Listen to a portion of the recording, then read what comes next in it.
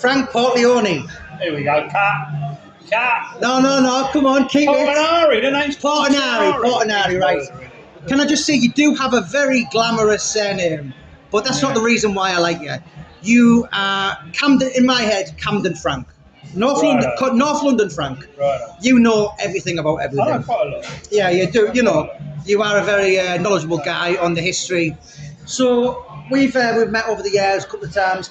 We are actually in a pub called the Littleton Arms. Yes, named after Humphrey Littleton, Yeah. a famous jazz musician and band leader. But what was it called years ago? It was called the Southampton Arms, and in the early 20s it became famous for what we know as the racetrack wars, which encompassed various gangsters, villains, as far as Birmingham, Brummagem, Billy Kimber, who gets a mention in Peaky Blinders, etc. This particular area, Camden Town, there was a Camden mob, basically. Yeah. There was a Camden mob, and on one particular evening, George Sage, who was the leader of the Camden mob, and Billy Gilbert came for a drink. George's wife was with him. They were standing outside, and some cabs pulled up. A group of men jumped out of the cabs. These were members of the Sabini gang from Clerkenwell, which is not a million miles from here, south of Camden, or what would have been back then south of St Pancras. Yeah. This is a relatively new borough. And what I'd like to point out is in those days, people would form alliances for convenience. Yeah. So your enemy one week would be an ally the following You're talking Derby Sabini and all that. Yeah, Derby Sabini and his brothers. They pulled up. Shots were fired. Both George and his mate were shot, basically. It went to court. There was something like 8 court appearances, and they still couldn't convict certain people. And so it's literally outside this pub? It was outside this pub. Was there any fatalities? No, they didn't die. They were both just shot. And originally, George's wife was a witness for the prosecution. But she was reminded that in that world, you basically don't do that. Yeah. And so she withdrew her. Yeah. She withdrew. And I mean, that must be something that you focus on for your, you've completely swayed me over the Darkside of Camden. You run your little business, whatever kind of, it's your passion basically. And that must feature on the tour. Yeah, I mean, what I do mention is I mention the fact that Billy Hill, who eventually became King of London, really. A very clever businessman. He was born in what was then St Pancras. Yeah. And he waited his turn. He worked with Albert Dines. He worked with Jack Spot. But he waited his time. And when it imploded between Jack Spot and Albert Dines, he was very quick, to step in. Now he'd done things like back in those days, the equivalent of like Brink's Man, the equivalent of various massive robberies. He orchestrated the East Castle Street Post Office robbery. In today's terms, that was worth £7 million. It was a lot of money, and he was very clever at exploiting situations. And people to this day still know him around here. People still know him. What, 100 years on? They still, he was around in the 20s, 30s, the 40s, and some say, I think this is a bit of an exaggeration, they say that he almost tutored the Prey Twins. It wasn't quite as they sat down and he taught them, the art of villainy, if you like. Yeah. They had met. Yeah. And they acknowledged that they met.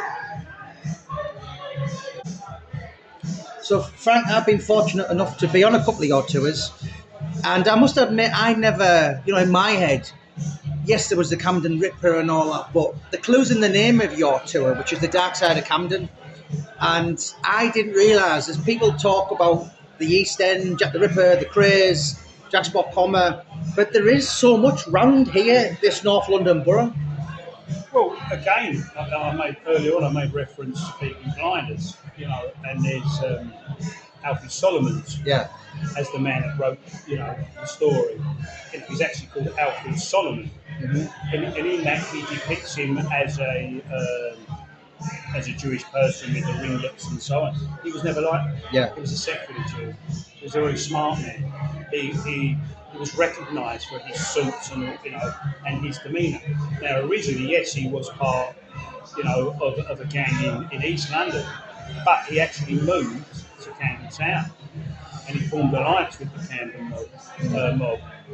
And as you know, he had a spieler. He was producing gin, etc., in the basement of what is now Sainsbury's, was previously the aerated bread company. So when you watch Peaky Blinders, there is some truth in that they did used to come down on the barges along the Regent's Canal as far as Camden Town. Where they got it wrong is they mentioned Camden Lock. It's not Camden Lock, it's Hawley Lock.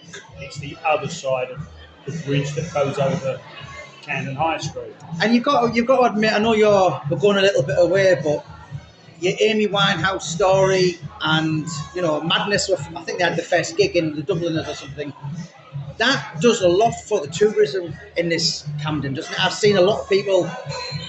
Well, you know that for a while I was doing a talk because of my association with Charlie Bronson, and I've done time with him, on the Cat A wing at Winson Green in Birmingham.